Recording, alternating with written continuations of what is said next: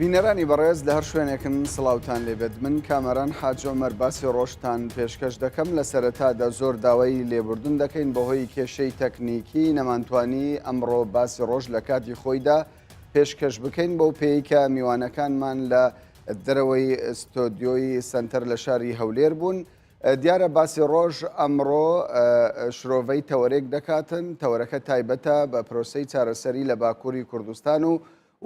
ڕەوشی ئێستای ڕۆژاوای کوردستان وەکو دەزاندرێتن ئەمڕۆ و دوێنێش سوپای تورکیا دزەی کردە نێو شاری جەرابلوس لە ڕۆژاوای کوردستان و کۆمەڵی گۆڕانکاری بنەڕەتی لە سیاسەتی تورکیا بەرامبەر بە ڕۆژاوە و تەنانەت بە پرسی کورد لە باکووری کوردستانیش هاتۆتە ئاراوە. ئەم سیاسەتەی تورکیا هاوکاتە لەگەڵ سەردانی جۆ بایدن جێگری سەرۆکی ئەمریکا، هەروەها سەردانی سەرۆکی هەرێمی کوردستان مەسعود بارزانی بۆ تورکیا. بۆ شرۆڤەکردنی ئەم بابەتە لەگەڵ دکتۆر فایق گوڵپی سەرۆکی ئەکادیمیای سیاسەتی دیموکراتی کە بە شێوەیەکی ڕاستەوخۆ لە شاری سلێمانیەوە لەگەڵمان دەبێ شرۆڤەی دەکەین. دکتۆر فایق بەخێر بێت بۆ کوردستان 24. ئەمڕۆ سەرۆکی هەرێمی کوردستان مەسعود بارزانی لە کۆنگرەیەکی ڕۆژنامەوانی لە ئەنقەرە باسی لە ڕەوشی کورد لە باکووری کوردستانی کردووە. باسی لەوە کرد کە ئەو پێی خۆشە جارێکی دیکە پرۆسەی چارەسەری دەست پێ بکاتەوە، بەڵام وەک خۆی گوتی ڕەوشەکە ئاڵۆزە چاوەڕێ دەکرێتن دەستپێکردنەوەی پرۆسەکە دوا بکەوێت. خوێندنەوەتان بۆ ئەم لێدوانە چییە؟ زۆر سپاس بۆ ئێوە، سڵاو بۆ بینەر و بیسەرانی بەڕێزی کوردستان 24. بەڕاستی کێشەی کورد لە ڕۆژهەڵاتی ناوەڕاستە، لە باکوور، لە باشوور، لە ڕۆژاوا، لە ڕۆژهەڵات لە دوای دروستبوونی داعش و ئەو گۆڕانکاریە و ناجێگیریە سیاسی و سەربازیانەی کە هەیە جارێکی کە بووتەوە بە بابەتی ڕۆژ لە ناوچەکە بەنسبەت باکووری کوردستانەوە. بۆ خۆمان نەزانین لە ساڵی 2013 ئاگربەز ڕاگەیەنرا پرۆسەی ئاشتی هەنگا و چەنگاوێک چووە پێشەوە، بەڵام دیسان پرۆسەکە تەگەرەی تێکەوت و شەردەسی پێکردەوە. ئێستاش لایەنە پەیوەندیدارەکان چ شۆڕژگەڕانی باکووری کوردستان بن چ حکوومەتی تورکیا بن، ئەگەر ئیرادەیەکیان هەبێ و ئەگەر هاوکاریەکیش لە نێوان بەرپرسانی کوردی باشووری کوردستانە هەبێ بۆ نزیککردنەوەی ئەو دوو هێزە لە یەکتری و دانیشتن لەسەر مێزی گفتوگۆ و بۆ چارەسەرکردنی ئاشتیانەی ئەو کێشەیە لە باکووری کوردستان، ئەوە کارێکی چاکە و هەموو لایەک پشتیوانی لەکە. بەڵام داخەکەم لە ڕابردووشدا زۆر جار لایەنە بەرپرسەکان بە تایبەتی حکوومەتی تورکیا کاتێک پێویستی بە ڕاگررتنی شەڕ بووە، کاتێک پێویستی بەوە بووە کە باز لە ئاشتی بکە یا لە سێبەری ئاشتیا هەندێک لە سیاسەتەکانی بباتە پێشەوە، ئامادەیی خۆی نیشانداوە بۆ گفتوگۆ بۆ چارەسەری ئاشتیانەی کێشەکان، بەڵام بە پراکتیکی هەنگاوی نەناوە. لەبەرەوە ئێمە لێرەوە لەگەڵ ئەوە شاکە ئەو هەڵوێستەی پارتی کرێکەکانی کوردستان بەرز ئەنرخێین کە ئامادەن بۆ گفتوگۆ و ئەو هەڵوێستەی سەرۆکی هەرێمیش کە لەوێ دەچێت لە نێوان ئەو دوولایەنە وەکو بڵێ ناوبژیوانیەکە و ئامادەکاریەکە بۆ دانیشتن لەسەر مێزی گفتوگۆ شتێکی باشە. بەڵام لە هەمان کاتە ئەبێ ئەومان لەبیر نەچێکە تا ئێستا داگیرکەرانی کوردستان هەڵوێستێکی دیموکراتیانی ڕاستەقینەیان نەبووە بەرامبەر بە گەلی کورد و زۆربەی کات بۆ تەکتیک ئەو ئەنگاوانە ئەنێنیا ئەو ئامادەیە نیشانەدەن. دکتۆر فایق زۆر کەس باز لەوە دەکاتن کە ینی هەدەپا پاشەوەی توانی 80 کورسی لە پەرلەمانی تورکیا بەدەست بهێنێتن دەرفەتێکی زێڕینی لە دەستخۆیدا و کاتێک کە ئاکپارتی پێویستی بە هەدەپا بوو تا بەیەکەوە حکوومەت تەشکیل بکەن و حکومڕانی تورکیا بکەن. پێتان وایە و دەستپێشخەرەی جەمیل بایک سەرۆکی کۆمەڵجڤاکی کوردستان کە ئێستا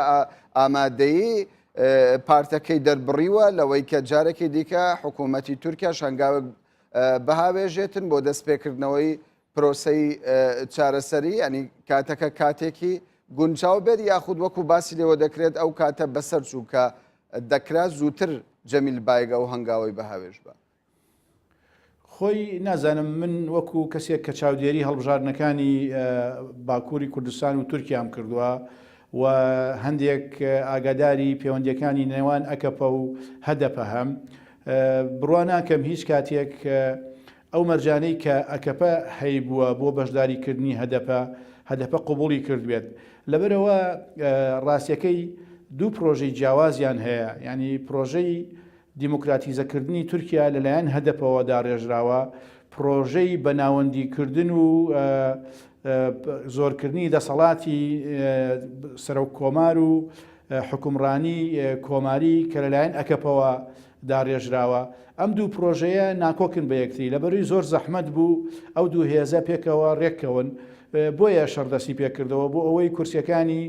هەدەپە کەم ببێتەوە کە کورسیەکانی هەدەپەش کەم بوویەوە ئەو کاتە ئەکەپە کورسی زیاد بوو بەڵام پێدوانە بوو ئەو کاتێک کە هەدەپە لەو پەڕی بەهێزیدا بوو ینی پارتی کرێکارانی کوردستان ئەو دەست پێشخەریەی بکردبایە هەدەپە بێهێز نەبووە ینی هەدەپە لە چاو خۆیان دەنگی لە وەکو خۆ داماژە پێکرد هەشتا کورسی هەشتادان پەرلەمانی خستوە پەرلەمانی تورکیاوە بۆ هەڵبژاردننی دووەم کەم نەبوو بەڵام زروفێک دروست کرا ینی ئێمە گەر ئەو دووسێ مانگەی دوای ئەو هەڵبژاردنە بێینەوە بەرچاوی خۆمان حاڵەتێک دروستکرا لە شارەکانی باکووری کوردستانە ینی حاڵەتێکی عسکەری بوو ینی وەزعی تورکیایان وا لێ کرد کە ئەو کەسانەی کە لە ڕابردووە دەنگیان بۆ هەدەپەدا بوو هەندێکیان لەوانە نیان هێش دەنگ بدەن و هەندێک فروفێڵی ترکرا بۆی دەنگەکانی هەدەپە کەم بێتەوە ئەگینا ئەو مەسلەیە پەیوەندی بە هەڵوێستی پەکەکە و هەڵوێست و بۆچوونەکانی جەمیلبایەکەوە نەبوو ئەوە پەیوەندی بەوە هەبوو کە حکوومەتی ئەکەپە بۆی هەرز نەکرا کە هەدەپە هەشتا کورسی هەبێ ویستی شتێ بکە کە کورسەکانی کەم کاتەوە فعلەن ڕۆژەفێکی دروست کرد وەکو ئەوە بوو ئەکەپە بە دەستێکی بنزینی هەڵگرت و بە دەستێکیشی چرخ و ئاگری بەدەسەوە بوو بە خەڵکی تورکیایەوەت بە خەڵکی باکووری کوردستانی شێوت ئەگەرم جارە دەنگم زۆر نەدەنێ بۆی بتوانم پرۆژەکەی خۆم ئەنجام بدەم تورکیا ئاسووتێنم لەبەری خەڵکی تورکیاش هەستیان بەو مەترسیە کرد کە لەلایەن ئەکەپەوە ڕوبەڕویانە بێتەوە مەیلیان بەلای ئەکەپەوە ڕۆیشت لەسەر حسابی هەدەپە و مەهەپە و هەندێک لە حیزبەکانی تر بەڵێ وەک دەزانرێتن ینی هەر جارێک سەرۆکی هەرێمی کوردستان مەسعود بارزانی یاخود بەرپرسانی هەرێمی کوردستان سەردانی تورکیا دەکەن زۆر تەکید لەوە دەکەنەوە کە ئەوان لەگەڵ خوێنڕشتن نین لەگەڵ دیالۆگن لەگەڵ گفتوگۆدانە پێتان وایە لە کاتێکدا ئەو بۆشایە سیاسی لە نێوان ئاک پارتی و پەکەکە هەیە ئەگەر باشتر بڵێم دەتوانرێتن گفتوگۆیەک بەم شێوەیە دروست بێت و کۆتایی بە خوێنڕشتن بهێنرێتن وەک دەگوترێتن چەندین ساڵە لە وڵاتەدا خوێن دەڕێژرێت خۆی ڕاستە مەسەلەن لایەنی کوردی بەردەوام مبادرەی هەبووە لە ساڵی 93ەوە هەتا ئێستا هەتا 2013 نزیکەی 20 ساڵەکە چەندین جار پارتی کرێکارانی کوردستان لای خۆیەوە ئاگربەسی ڕاگەیاندووە و پرۆژەی چارەسەری ئاشتیانەی کێشەی کوردی لە باکووری کوردستان و لە تورکیا خزۆتە بەردەم حکوومەتی تورکیا بەڵام حکوومەتی تورکیا جدی نەبووە هەندێک جار بە قسە وەڵامیان داونەتەوە بەڵام پراکتیکی هیچیان نەکردووە بۆیە مەسەلەکە لێرەدا ئەوەیە کە ئەگەر بێت و حکوومەتی تورکیا یا دەسەڵاتدارانی تورکیا گۆڕانکاریەکی جەوهری لە هزریانە بەرامبەر بە مەسەلەی کورد نێتە پێشەوە زەحمەتە ئەوە بکەن مەسەن بۆ نمونە ئێستا مەسەن ئەردۆغان هەتا ئێستا ژەڵێ ینی پەکەکە و داعش و پێدە هەمویان تیرۆریستن پێکەوە یعنی هەموو دنیا ئازانێ پێدە و پەکەکە دوون لەو هێزانە کە دژی داعش شەڕیان کردووە تەسحیان داوە شەهیدیان داوە و تا کۆتایی بەڵام لەبەر شۆڤینیزمی ئەکەپە و ئەردۆغان بە تایبەتی خۆی ناتوانێت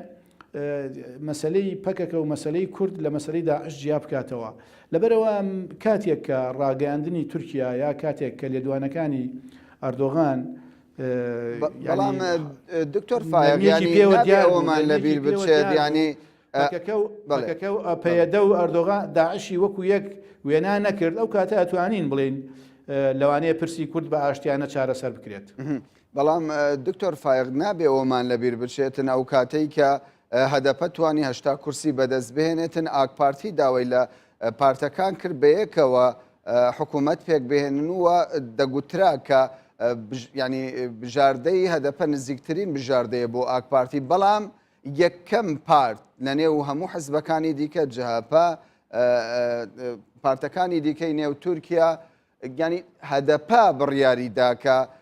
لەگەڵ ینی حکوومەتی ئاکپارتی لەگەڵ ئاکپارتی دیدار و کۆبنەوە ساز نەکات و باسی لەوە کرد کە ئەوان سیستەمێ قبول ناکەن کە لە کۆتاییدا دیکتاتۆری لێ دروست ببێتن. بەڵێ من وتم ینی بەڕاستی استراتیژی هەدەپە لەگەڵ استراتیژی ئەکەپە هەندێک دوورن لە یەکەوە ئەمە حقیقەتێکە. حقیقەتی دووەم ئەوەیە ینی کەواتە ئەگەر بەو شێوەیە بێتن جارێک ئێمە چاوەڕێ ئەوە نەکەین ئەوان بەیەکەوە ینی بەیەکەوە سیاست بکەن بەیەکەوە ئیدارەی وڵات بکەن ینی ئەزانی بە یارمەتی خۆت حاڵەتی دووەم ئەوەیە هەڵوێستی ئەکەپە بەرامبەر بە مەسەلەی کورد و بەرامبەر بە پەکەکە و بەرامبەر بەو قەزیەی کورد ئەوە دوو خاڵی گرنگ بوون کە هەدەپە و ئەکەپە ڕێک نەکەوتن بەڵام خۆ ئەمە هەدەپە و ئەکەپە ڕێک نەکەوتن ئەمە کۆتایی دنیا نییە لەم مەرحەلەیە وایە با دەرفەتی گفتوگۆ هەبێ دانوستان بکەن هەندێک لە لای ئەکەپەوە لەسەر داواکانی خۆیان لەسەر پرۆژەکانی خۆیان کەم بکەنەوە لە لای کوردیشەوە لە لای هەدەپەشەوە هەر بە هەمان شێوە ئەبێت ینی لەو کاتانە ئەکەپە پێی باش بووە هەدەپە بچێت لە حکوومەت تەشکیلکە لەگەڵی بەڵام ئەم قوبولی نەکردووە ئەمە کۆتایی دنیا نیە ئەمە معنەیەوە نییە ترێ بێ شەڕ دەست پێ بکاتەوە و بەو شێوێت تعامل بکرێت لەگەڵ کورد و لەگەڵ مەسەلەی کووردا کە ئێستا پارتی داد و گەشەپێدان و ئەردۆغانەیکەن. بەڵێ دیارە لە ماوەی ڕابردوودا وەکو دەزانرێتن هەرێمی کوردستان ناوبژیکارێکی باش بووە لە نێوان ئەکەپە و لە نێوان پەکەکەدا بەڵام زۆر جار لە باکووری کوردستان بە تایبەت لەلایەن پەکەکەوە جێویستی ئەوە دەبین کە ئەو پەیوەندیەی نێوان پارتی دیموکراتی کوردستان و حکوومەتی ئاکپارتی هەیەی بە شێوەیەک لە شێوەکان لە زەرری کووردە لە باکووری کوردستان ئەم بۆ چوونە چەندە پێڕاستە لە کاتێکدا وەکو دەزانرێتن ینی هەر دەست پێشخەرەیە کە دەکرێتن ینی ناچار دەبن بگەڕێنەوە بۆ هەرێمی کوردستان و سەرکردایەتی هەرێمی کوردستان. خۆی ئەو پەیوەندیانەی کە لە ڕابردووە لە نێوان پەکەکە و حیزبەکانی باشووری کوردستان و تورکیا هەبووە ئەندێک گۆڕانکاری بەسەرا هاتووە بۆ خۆمان نەزانین دوای ڕاپەڕین زۆر بەداخەوە حاڵەتێکی زۆر مەترسیدار و نەخوازراو هەبوو کە ئەوە بوو کە هێزی پێشمەرگەی کوردستان زۆر بەداخەوە لە چەندین مەرحەلەدا شان بەشانی سوپای تورکیا شەڕی پەکەکەیان کردووە ئەو قۆناغە کۆتایی هاتووە قۆناغێک هاتۆتە پێشەوە کە ئێستا تورکیا ناتوانێت حیزبەکانی باشووری کوردستان و هێزی پێشمەرگە بەکاربێنیان دژی پەکەکە بەڵام هێشتا ئەو شتانەش کە با بڵێن هێزەکانی باشووری کوردستان ببنە ناوبژیوان بەجددی لە نێوان پەکەکە و لە نێوان تورکیادا هێشتا ئەنجامێکی نەبووە و جاری وایە هەیە علامەتی سیفامی شێکەوێتە سەر پرسیارێکەوێتە سەر مەسەن دوێنێ سەرۆکی هەرێم لێەوە بە کاک مەسعود دوێنێ سێشەمە ئەمڕۆ تورکیا هێرشی کردو بۆ سووریا ئەڵێ من دژی داعش و دژی پێدا شەڕەکەم باشە ئەگەر کاریگەری ڕێی سەرۆکی هەرێم هەبێت لەسەر حکوومەتی تورکیا بۆ نزیکبوونەوە لە پەکەکە و لە پێدە و بۆ چارەسەری ئاشتیانەی کێشەکە نابێ بۆ شێوێ بێکە ئێستا هەیە ئەجا یا دەسەڵاتدارانی هەرێمی کوردستان داوای بە ئاشتی چارەسەرکردنی کێشەکەیەکەن حکوومەتی تورکیا گوێیان لێ ناگرێت یا ئەو شتانە تەنها بۆ ڕاگەیاندنە. دکتۆر فایق باش شتێکت بەبیر بهێنمەوە ینی وەکو دەزانرێتن ئەو کاتێک کە ڕەوش و بارودۆخ لە کۆبانی نالەبار بوو هەر لە ڕێگای هەوڵی هەرێمی کوردستان و بە تایبەت ینی مەسعود بارزانی کە پێشمەرگە لە ڕێگەی خاکی تورکیاوە داخلی کۆبانێ بوو و هاوکاری پەیەدەی کرد لە کۆبانیەوە تواندرا بەرامبەر بە داعشەڕ بکرێت و ئەو ناوچەیەش ئازاد بکرێتن بەڵام بە بۆچوونی بەڕێستان پێچەوانەکەی ڕاستتر نییە لە کاتێکدا پەیەدا تەنانەت هێزە کوردیەکانیش قبول ناکاتن لەو ناوچەیەدا حکومڕانی بکەن و بە شێوەیەک لە شێوەکان سیستەمی دیموکراسی لەوێن دەرێدا پەیڕۆ بکرێتن پێدوانی ئەمەش هۆکارێکی دیکە بێتن تورکیا وەکو پەکەکە مامەڵە لەگەڵ پێدە بکە خۆی ئەوەی کە بۆ کۆبانی کرا لەلایەن ئەمریکا و تورکیا و حکوومەتی هەرێمی کوردستانەوە شتێکی باش بوو کاتی خۆشی بە ئەرێنی باسکرا و هیوادارین ئەوە زیندوو بێتەوە بەردەوامیش بێت لە شوێنەکانیکە بەڵام بەنسبەت ئەوەی ڕۆژئاوا و ئێرەوە کارزان کامەرانم بەڵێ سەر بە من مەسەران کاک کامەرانگیان چەندان حیزب و ڕێکخراوی سیاسی هەیە لە باشووری کوردستاندا چەندان کەسایەتی هەیە لە باشووری کوردستاندا نزیکن لە هێڵی پەیەدە و پەکەکەوە لە باشووری کوردستان بەردەوام ئەم حیزبانەی خۆمان بارەگایاندا خەنمۆڵەتیان نادەنێ زیندانیانەکەن ڕاویانەنێن و زۆر شتیکە لەسەر ئەم مەسەلانە پەکەکە و پەیەدە نەهاتوون بیکەنە ناخۆشیەک لەگەڵ حکوومەتی هەرێمی کوردستان و لەگەڵ پارتی دیموکراتی کوردستان و لەگەڵ حیزبەکانیکە ئێستا منیش ڕئیم وایە ینی ئەو کێشانەی کە هەیە پارتی دیموکراتی کوردستان یا حکوومەتی هەرێمی کوردستان بەو شێوەیە گەورەی نەکە سەیری پەیەدە و پەکەکە بکە سەیری هەدەپە بکە مەسەن جاری وا بوو هاتون ئەوان هاتون بۆ ئێرە ئێمەمایان لە زیندان نبووین بەڵام چون سەردانی حیزبەکانیشان کرد باشە تعامل لەگەڵ هێزە گرنگە تعاملکردنی پارتی لەگەڵ هێزێکی سیاسی لە ڕۆژاوای کوردستان وەکو پەیەدە کە دوو حیزبی گەورن ئەم لێرە ئەو لە ڕۆژاوای کوردستان ئەبێت تعاملێکی وابێ لە پێناوی بەشەوەندی دکتۆر فایق دیارە بەهۆی کێشەی تەکنیکی ئێمە ینی کاتێکی زۆرمان لە دەست ڕۆیژ ینی دواپرسیارم ئەوە دەبێتن ینی بەڕێستان ینی کە لە پێشوشدا نزیک بوونە لە پەکەکە پێتان وایە یا چوونی پێشمەرگەی ڕۆژئاوا بۆ ڕۆژئاوا و بەرگریکردن لە ڕۆژئاوای کوردستاندا بە شێوەک لە شێوەکان لە قازانجی خەڵکی کووردە لە ڕۆژاوای کوردستاندا یاخود بە پێچەوانەوە هەمان بۆ چوونی پێدەتەیە کە لە کاتێکدا ئەگەر پێشمەرگەی ڕۆژاوە بچێتە ئەو ناوچەیەکو ئەوان دەڵێن شەڕی برا کوژی لێ دەکەوێتەوە. خۆی ئێمە ئەزمونێکی زۆر خراپمان هەیە لەگەڵ پێشمەرگەی حیزب لەگەڵ فرە لەشکری لە باشووری کوردستانە شەڕی ناوخۆ و لە ڕێگەی شەڕی ناوخۆشەوە سیاسەتی دژمنەکانمان ینی هاوێژراوەتەوە ناو هەرێمی کوردستانەوە من لەگەڵ ئەوام کە پێشمەرگەی ڕۆژاوای کوردستان بچنە ئەوێ بەڵام لەگەڵ هەدەپە و یەپەگە و قەسەدە و ئەوانە ببنە یەک هێز نەک چەند هێزێکی جیاواز هەر لایەنێ و حیزبێک و جهەتێکی تر سەرپەرشتیان بکە ئەو کاتە دیاردەی فرەهێزی دروست بێت دیاردەی فرەهێزی دروست بوو شەڕی ناوخۆ دروست دەبێت شەڕی ناوخۆ دروست بوو ئەو دەستکەوتانەی کە هەمان ئازادی سووریا لە ڕێگای تورکیاوە دەچێتە جەرابلوس لەگەڵ ئەوەدای پێشمەرگەی ڕۆژئاواش بە هەمان شێوە لەو سنوور بچێتە ڕۆژاوای کوردستان من لەگەڵ ئەوان پێشمەرگەی ڕۆژاوا لەگەڵ یەپەگە و لەگەڵ قەسەدا ڕێکەوتن بکەون و پێکەوە هێزێکی عسکەری دروستکەن بەو شێوەیە بچنەوێ نەک بە جیاجیا. بەڵێ دکتۆر فایق گوڵپەی سەرۆکی ئەکادیمیای سیاسەتی دیموکراتی کە بە شێوەیەکی ڕاستەوخۆ لە شاری سلێمانیەوە لەگەڵمان بووی زۆر سوپاست دەکەین و پرسیاری زیاتریشمان هەبوو وەکو گوتم کات ڕێگایی پێنەدەی دووبارە زۆر سوپاس. زۆر سپاس بۆ ئێوە سەرکەوتوو بن. بینەرانی بەڕێز ئێستاش دەچینە ناوبڕێک و دواتر دەگەڕێینەوە لاتان و تەوەری دۆمی باسی ڕۆژ پێشکەش.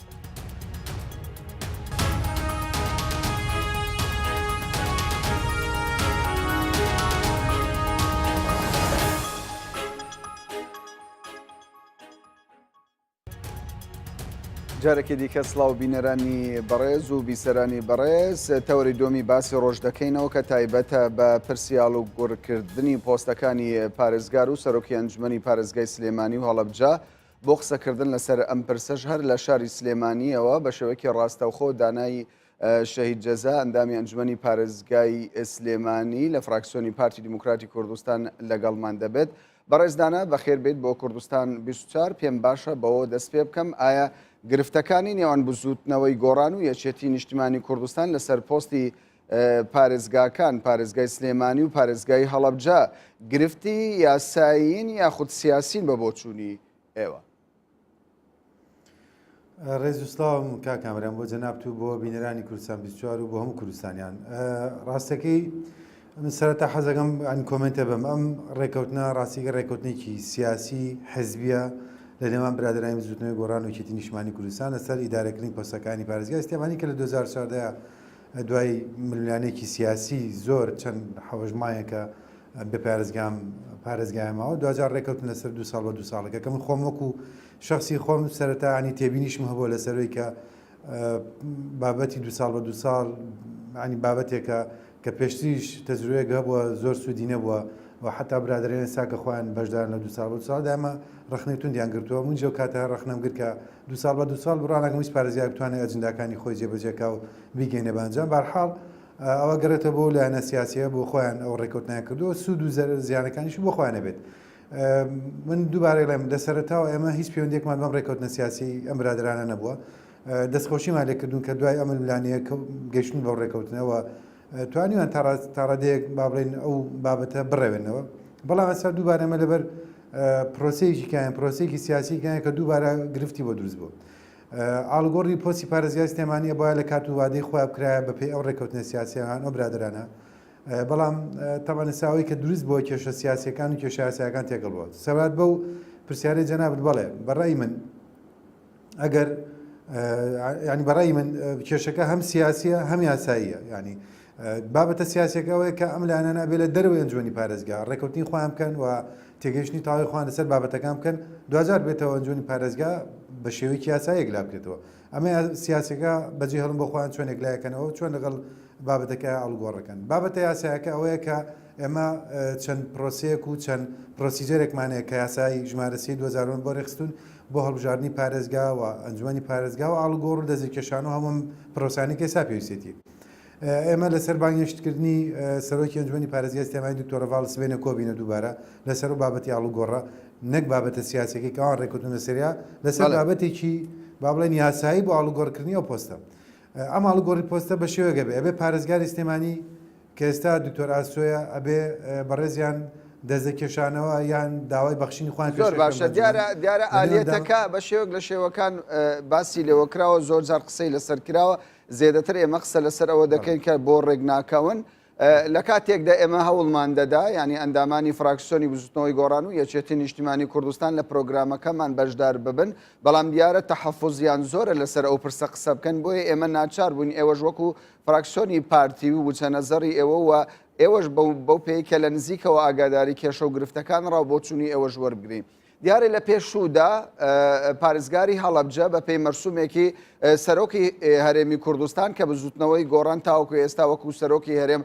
تعاملی لەگەڵ ناکە بەڵام پۆستی پارێزگاری هەڵەبجە بە پێی مەرسومی سەرۆکی هەرێمی کوردستان مەسعود بارزانی بوو بە پارێزگاری هەڵەبجە بۆچی ئێستا گرفت لەسەر مەرسومی هەرێمیە کە لە پێشوودا قبول کراوە بەڵام ئێستا قبول ناکرێت جا ئەوە پرسیارێکی زۆر باشە وەڵامەکەی بەجێڵین بۆ خۆیان کە وەڵامیەوە بنەوە بەڕاستی و برادرانە بەجێمە توان یەکشت بڵین هەر پارێزگارێک بەبێ مەرسومی سەرۆکاتی هەرێم لای ئەمە پارێزگارێکی یاسایی نییە و ناتوانین تەعاملی لەگەڵا بکەین و دام و دەستگاکانی حکوومەت و وەزارەتەکانیش تەعاملی ناتوان لەگەڵا بکەن بۆیە ئەمە گرفتی گەورەی یاسایی و سیاسیش بۆ پارێزگای سلێمانی دروستەکە و زەرمەند یەکەم پارێزگای سلێمانی و دام و دەستگاکانیە بێ بۆ ئێمە دووبارە باسی ئەو جنداکەنەوە یعنی ئەوەی کە باسێک لێسا کە بەڕێز دکتۆر هەڤاڵۆ بەکرد سبێنە کە خۆی کاندید کە ئەمە لاریمانە لەسەر هیچ کەسێک بۆ پۆستە بە تایبەتی بەپێی یاساکان کە ڕێکخراوە ئەبێ پارێزگاری سلێمانی لە نێو ئەندامانی ئەنجومی پارێزگای سلێمانی هەڵبژێرێت یعنی لە دەرەوەی ئەندامی ئەنجومی پارێزگای سلێمانی ناتوانێت بە پارێزگای سلێمانی بڕگەی گرنگی یەکەمە دووهەم ئەبێ مەرسومی سەرۆکایەتی بۆ دەرچێ بۆ ئەو کەسێک کە پاڵەرەوێت لە ناو ئەندامانی ئەنجومەن کە دەنگ وەرەگرێ ئەبێ مەرسومی سەرۆکاتی بۆ دەرچێ بەو دوو پرۆسە یاساییە نەبێ ئێمە ناتوانین پشگیری بکەین ناتوانین هاوکاریان بین و ناشتوانین تەعاملکەین لەگەڵ پارێزگارێک کە مەرسومی نەبێ چکە یاسایی نییە بۆیە یعنی ئەوە کێشەیە کە بەڕاستیە بێ و برادرانە لە یەکێتی نیشتیمانی کوردستان و بزوتنەوەی گۆڕان بە تایبەتر ئەبێ برادرانە چارەسەرێک بۆ بدۆزنەوە یعنی یانەوەیە کە سلێمانی تووشی کێشەیەکی سیاسی و یاساییەکەن کە هیچ لایەکمان بە تایبەتی ئەوەی کە خوێنومەتەوە برادرانی یەکێتی نیشتیمانی کوردستان لە فراکسیۆن لە دەرێکەوە و ئێمەش و لایەنەکانی کەش بەوە دڵخۆشنین و ئامادەنین بەڕاستی لە باشە بەشدار ئێستا قسەی زۆر بە ناسایی پارێزگای سلێمانی بێ بەڕێزدانە ئێستا قسەی زۆر لەم لاولەولا دەکرێت دەگوترێت پارتی فشارێکی زۆر دەخاتە سەر یەکێتی نیشتیمانی کوردستان کە ئەم کێشەیە بە هەڵپسێردراوی بمینێتەوە ئەمە تا چەند ڕاستە کامەران ئێمە منانی چەند جار باسمان کردووە نە لە سەرەتاوە نە ئێستا نە لە داهاتووشدا بەشدار نابین لەو ڕێکەوتنە سیاسی نێوان و برادرانە ئەوان ڕێکەوتنیکی سیاسی نێوان خۆیانە ئەمە هیچ ئێمە تەنانەت ینی لە حکوومەتی خۆجیشا بەشدار نین ینی ترەمە پەیوەندی بە ئێمەوە هەیە ئێمە نە پەیوەندیمان بە ڕێکەوتنی سیاسیەوە هەیە نە پەیوەندیمان بە بابەتە سیاسەکان هەیە لە دەرەوەی ئەنجومی پارێزگا و لە دەرەوەی یاسا ئەوەی کە ئێمە پابەندی پێین ئەوەی کە لای ئێمە گرنگە بابەتەکان بە شێوەیەکی یاسایی بڕوە یا پارێزگاری سلێمانی بە پرۆسی یاسایی خۆی بڕوە ئەگەر بە دەربێلەوە ئێمە ناتوانین پرۆسی بکەین نایاسێبێ بە تایبەتی ئەو لایەنانەی کە باسی یاسابوون و نایاسابوون و جێگیرکردنی یاسا و سەروەری یاساکەن ئەبێ لە سەر و هەموو لایەنەکانەوە بن کە ئەو پرۆسی بە یاسایی جێگیر بکەن بۆیە ئەنی وەڵامی ئەو شتا بێ بەجێ بڵین بۆ برادەرانەوە سبێنش بزانین ینی شتەکان بەکوێ گاوەی بزانم تا ئێستا ژەر گفتوگۆی تند هەیە و من دوێنێ گوێم لە هاوڕێ عزیزم کاگڕێکەوتزێکی بوو کە بەسەراحەت باسی لە چەند ڕاگەان دەستگار ڕێگانێکەوە کە ئەوان بە هیچ شێوەیەک ناتوان لە پرۆسێکی ناساییە بڕۆن تەنانەت ئەگەر بەرز دکتۆرە ڤاڵیش بووە پارێزگا بڵێن مەبەستن لە ناو ئەنجومی پارێزگا هەڵبژێرە نەگۆکو مەرسوو ئەگەر لێش هەڵبژێرە دواتر ئەو سینناۆی کە باسەکرێت کە بەڕێزیشکە بکرێ بە وەکیل و دواتر ئەو بیبا بەڕێەوە تەنا دکتۆر هەڤاڵوەکو باسێک لە ماڵەوە پارێزگا بێ و ئەو بەوکالە دەبڕاستیەوە پرۆسەیەکە ژێی تێبینی توندەوە